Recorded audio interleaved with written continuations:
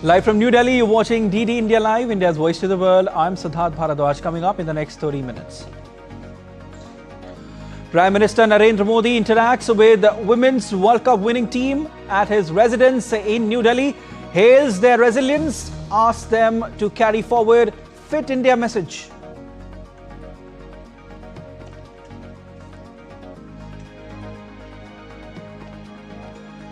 India's eastern state of Bihar witnesses 27.65% voting till 1100 IST in the first phase of assembly elections today. Polling underway in 121 constituencies across 18 districts.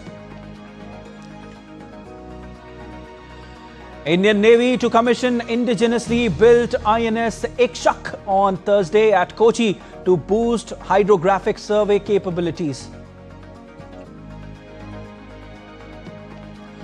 Trump administration orders 10% of flights cut at 40 busiest airports starting Friday as the US government shutdown continues to cause staffing shortages.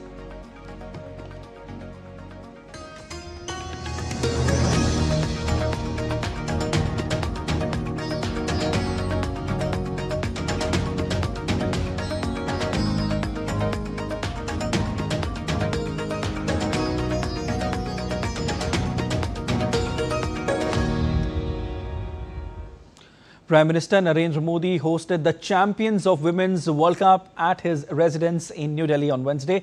PM congratulated the team for the victory and praised their remarkable comeback in the tournament after a string of 3 defeats and trolling they had faced on social media. Captain Harmanpreet Kaur recalled meeting PM in 2017 without the trophy, and now that they have met him with the trophy, they wish to meet him more often. Vice Captain Smriti Mandhana said PM had motivated them and has been an inspiration for all of them.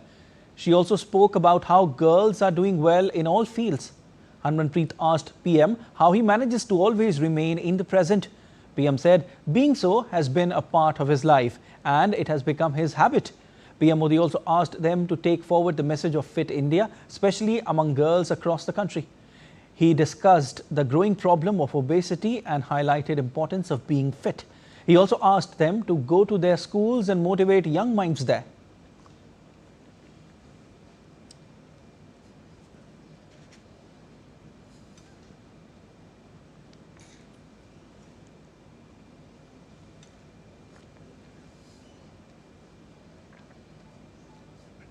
Bharat में cricket एक खेल नहीं है, एक प्रकार से भारत के लोगों की जिंदगी बन गया है और क्रिकेट में अच्छा होता है तो भारत अच्छा फील करता है और क्रिकेट में थोड़ा सा भी इधर होगा तो पूरा भारत हिल जाता है।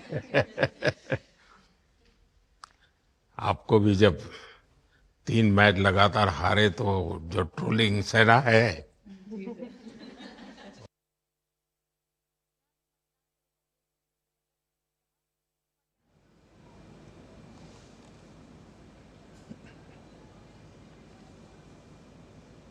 सर, मुझे अभी भी याद है कि जब हम 2017 में आपको मिले थे उस टाइम हम ट्रॉफी के साथ नहीं आए थे, लेकिन ये हमारे लिए बहुत ऑनर की बात है कि इस बार हम आपको जिसके लिए हम इतने सालों से मेहनत कर रहे हैं वो ट्रॉफी यहाँ पे लेकर आ पाए और आपने आज हमारी खुशी वो 2 गुना और ज़्यादा बढ़ा दी है और हमारे लिए ये बहुत ऑनर की बात है। और अभी हमारा यही एम है कि हम फ्यूचर में आपको बार बार मिले और बार बार आपके साथ टीम के साथ फोटोज खिंचाते रहे। Moving on now, India-EU Free Trade Agreement discussions have intensified with India's Commerce Secretary Rajesh Agarwal meeting European Commission Director General for Trade Sabine Weyan in New Delhi on Wednesday. The focus was on core areas including trade in goods, trade in services, rules of origin amongst others, along with technical and institutional matter. Both sides reviewed progress and reaffirmed commitment to conclude a balanced and mutually beneficial agreement by end 2025.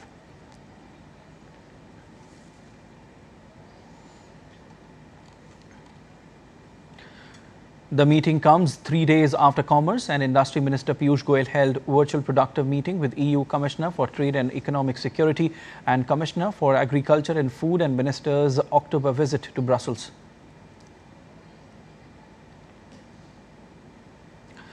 Three consultations reaffirm the commitment of both sides to intensify engagement and facilitate a fair and balanced agreement, fostering trade, investment, innovation and sustainable growth.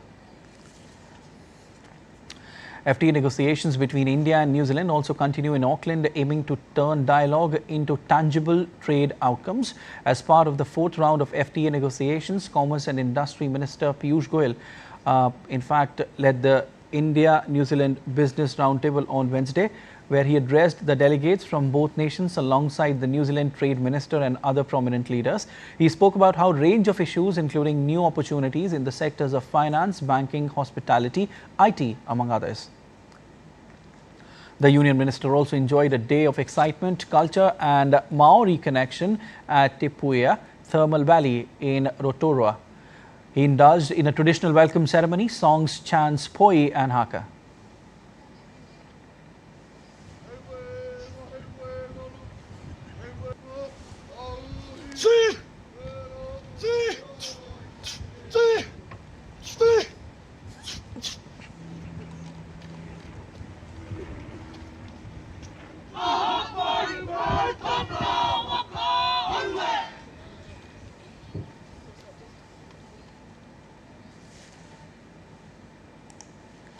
As part of the visit, Piyush Goyal today met CEO of Air New Zealand, Nikhil Ravishankar, while en route to Rotorua City. The minister talked about the airline's impressive role in regional connectivity. They also discussed India's expanding aviation sector and the exciting new opportunities that it offers. India's Minister of State for External Affairs, Pabitra Margarita, is visiting Ecuador in the first leg of his 3 Latin American and Caribbean nations visit. Today, he held a fruitful meeting with Minister of Foreign and Human Mobility Affairs, Gabriela Sommerfeld. The two leaders discussed ways to strengthen bilateral relations, including in political, trade, pharmaceuticals, training and capacity building, and other areas of mutual priorities. India and Ecuador also signed an MOU on cooperation between our diplomatic training institutions. India's eastern state of Bihar is witnessing voting for the first phase of polling across 121 constituencies in the 243-seat assembly. Around 27.65% voting has been registered till 1100 IST. Around 3.75 crore voters are voting in the first phase, set to decide the fate of 1,314 candidates across 18 districts. The central themes of the electoral battle this time are both pressing and complex: unemployment, out-migration, corruption, and the decline of education and healthcare dominate the discourse. Thursday's election will decide the fate of several high-profile candidates, including RJD's Tejaswi Yadav, BJP leaders Samrat Chaudhary and Mangal Pandey, and JDU's Shravan Kumar and Vijay Kumar Chaudhary. Tej Pratap Yadav, who has floated his own party, is also in the fray from the Mawa seat. Voting for the phase 2 will take place on November 11, while counting of votes will take place on November 14.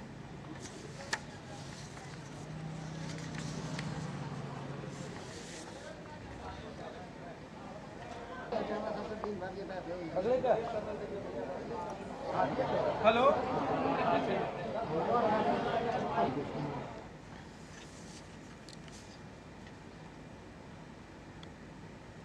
A delegation of Thailand's election commission today visited St. Xavier's School's polling centre in Bankipur constituency of Patna. It was led by Chief Election Commissioner Itipon Boon Prakong. The delegation was informed about the polling process. He also met the presiding officer and other polling personnel at the booth.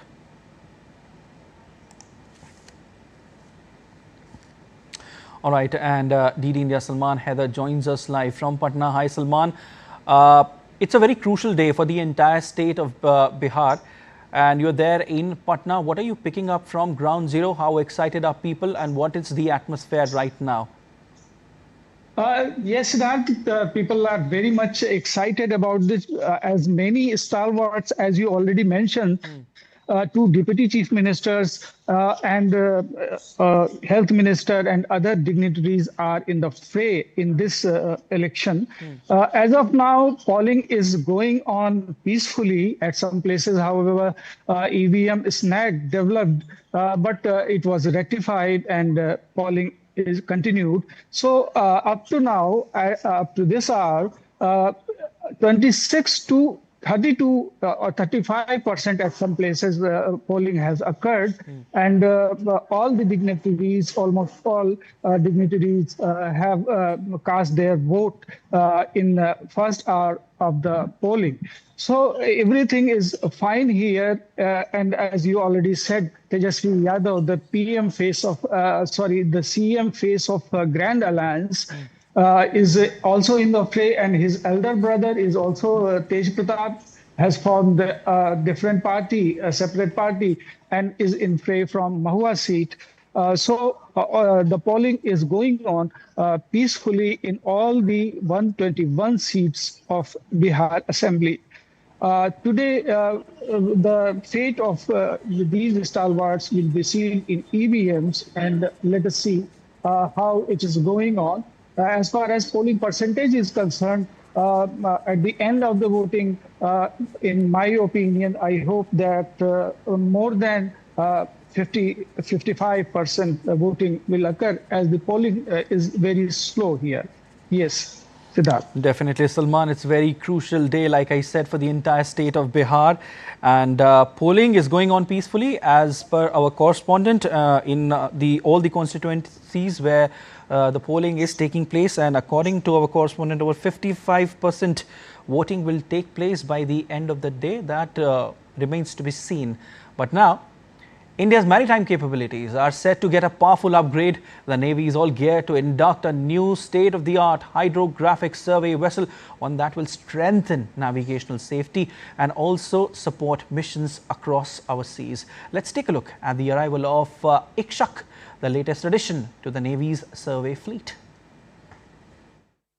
The Indian Navy is set to significantly boost its hydrographic survey strength with the commissioning of Ikshak, the third vessel of the survey vessel class and the first to be based at Southern Naval Command. Chief of Naval Staff, Admiral Dinesh K. Tripathi, will formally induct the ship into service at Kochi Naval Base on November 6, 2025. Built by Garden Reach shipbuilders and engineers in Kolkata, Ikshak stands as a powerful symbol of Atmanirbhar Bharat. With more than 80% indigenous content, the ship reflects India's growing shipbuilding capabilities. Named after the Sanskrit word of guide, Ikshak is designed to map both coastal and deep sea waters with high precision. The survey conducted by the vessel will help ensure safer navigation through ports, harbors, and key maritime routes. Packed with cutting-edge hydrographic and oceanographic technology, Ikshak is equipped with a high-resolution multi-beam echo sounder, autonomous and remotely operated underwater vehicles, and 4 survey motorboats. A helicopter deck further expands its operational flexibility. The commissioning of Ikshak marks a major stride in the Navy's mission to strengthen its survey and charting infrastructure. Ready to chart the unknown, this indigenously built vessel will play a frontline role in safeguarding India's maritime frontiers. Bureau Report, DD India. The tri-service exercise Purvi Prachand Prahar to integrate war-fighting capability, technological adaptation and operational synergy among the 3 wings was carried out in the rugged mountains of Mechaka in Arunachal Pradesh on Wednesday. The exercise exemplifies the Indian Armed Forces' precision mobilization, rapid force projection and joint operational readiness in the eastern Himalayas. This month exercise the highlighted seamless interoperability, refined tactics, techniques and procedures, integrated unmanned systems and networked command and control. Demonstrating swift deployment and coordinated maneuvers in high-altitude terrain, the exercise underscores India's evolving warfighting philosophy and commitment to mission readiness across all domains. And still to come on this edition of DD India Live. Typhoon Kalmegi death toll hits 140 in Philippines. Storm rebuilds strength as it heads to Vietnam. How Kentucky cargo plane crash unfolded and what could have caused it.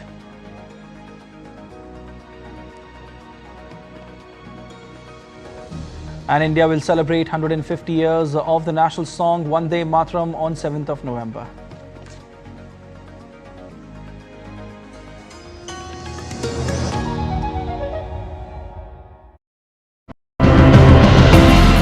Desh Ki Mitti captures the deep connection that Indians everywhere feel with the country's soil.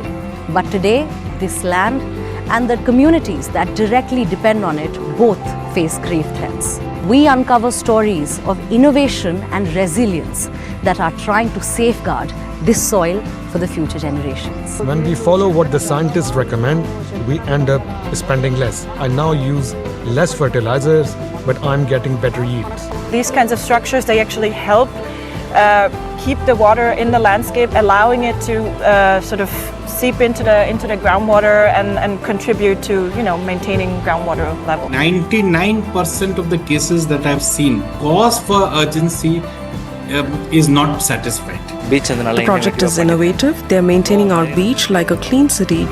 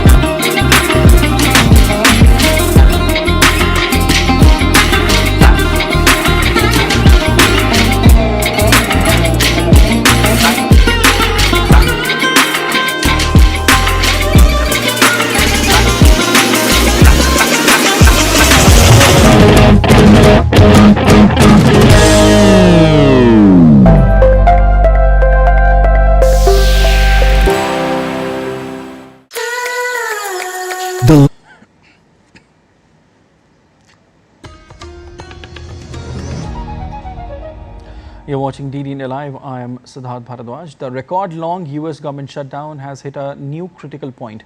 After 36 days, air travel is taking a direct safety hit. The Transportation Secretary has ordered major flight reductions across the country, citing dangerous air traffic control shortages as thousands of aviation workers go unpaid. America's skies will soon see fewer flights. Transportation Secretary Sean Duffy has announced a 10% cut in flights at 40 major U.S. airports, citing growing safety concerns caused by air traffic controller shortages during the shutdown. The move could affect over 250,000 seats and 1,800 flights daily. Secretary Duffy warned the cuts are essential to maintain safety, even as he urged lawmakers to immediately reopen the government and prevent what he called mass chaos. Our sole role is to make sure that we keep this airspace as safe as possible. The administrator is going to talk about all of the tools we're going to deploy.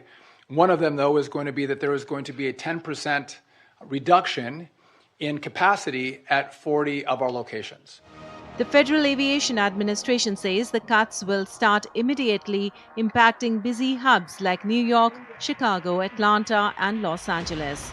This comes as thousands of controllers and TSA agents continue working without pay, leading to mandatory overtime and stretched safety margins.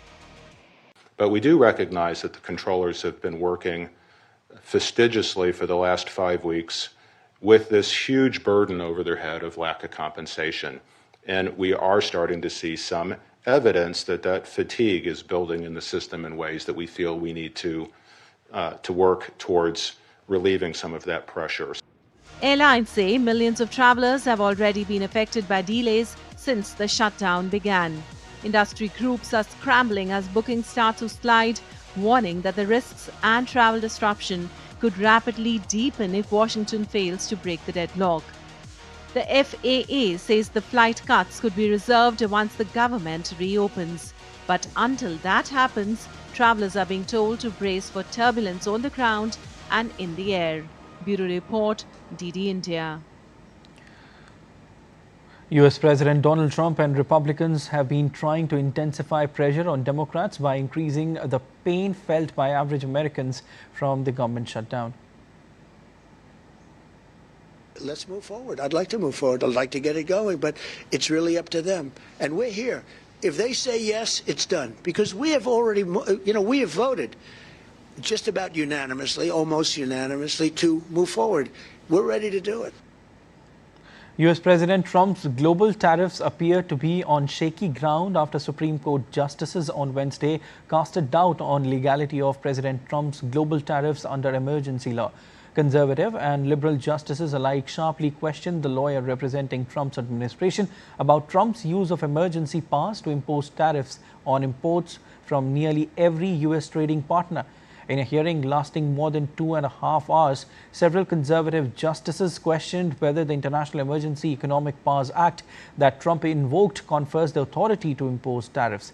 Solicitor General John Sauer, arguing on behalf of the Trump administration, said this did not apply given the president's inherent broad range of authorities.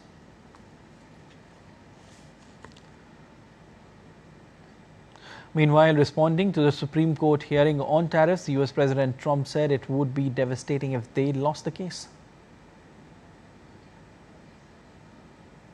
It would be devastating for our country if we lost that. Devastating. I think it's one of the most important, maybe the most, but one of the most important cases in the history of our country. Donald Trump will host all 5 Central Asian leaders in Washington on Thursday for the first time, a few months after they held separate summits with Russia's Vladimir Putin and China's Xi Jinping. The US president will meet the leaders of Kazakhstan, Kyrgyzstan, Tajikistan, Turkmenistan and Uzbekistan. Washington and the European Union have intensified their diplomacy with the landlocked countries that gained independence from the Soviet Union in 1991, with the first US Central Asia Summit in 2023. This year, EU Chief Ursula von der Leyen, Russian President Vladimir Putin and China's leader Xi Jinping have all visited the region for summits with the 5 Central Asian leaders. All the countries are drawn by the region's huge but still mostly unexploited natural resources as they try to diversify their rare earth supplies and reduce dependence on Beijing.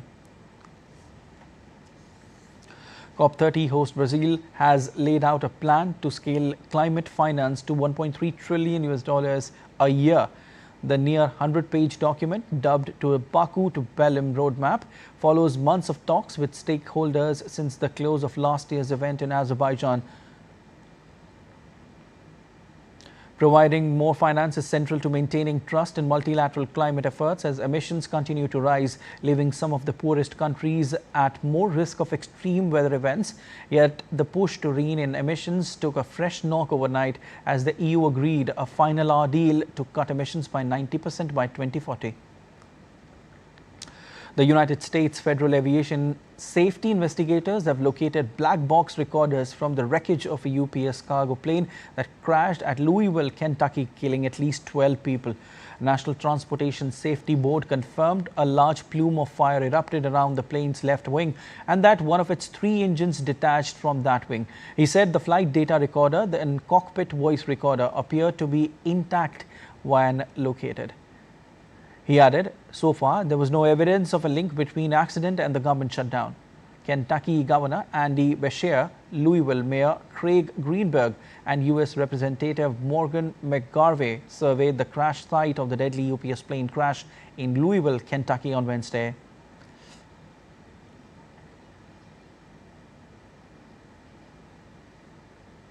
Moving on now, Typhoon Kalmegi killed at least 140 people and left another 127 missing after unleashing devastating flooding across the central Philippines, now moving towards Vietnam.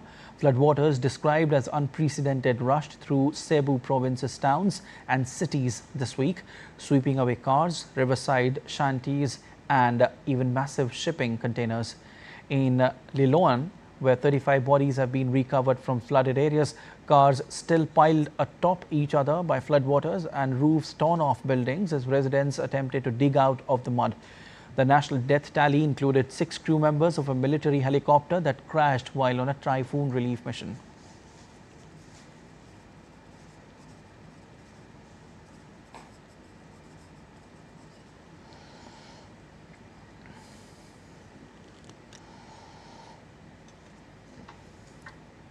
India's Ministry of Culture will organize the inaugural ceremony of the commemoration of 150 years of the national song Vande Mataram on 7th of November in New Delhi. Prime Minister Narendra Modi will inaugurate the nationwide celebrations for Vande Mataram written by Bankim Chandra Chatterjee on 7th of November 1875 on the occasion of Akshaya Navami.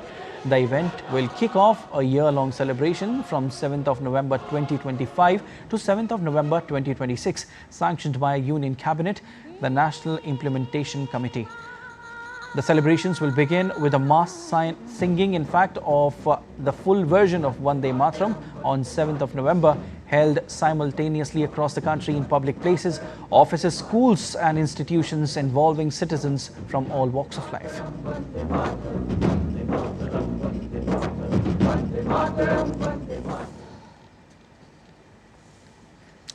That's all for this edition of DD India Live, but let us know your thoughts on the news of the day. For those on the go, you can get all the latest news and updates from India and across the world on DD India mobile app. The app is available on both Android and iOS platforms, and you can scan the QR code on the screen to download now. We'll be back with more news as it breaks here on DD India. I'm Siddharth Bharadwaj from all of us here in Delhi. Thanks for watching DD India Live.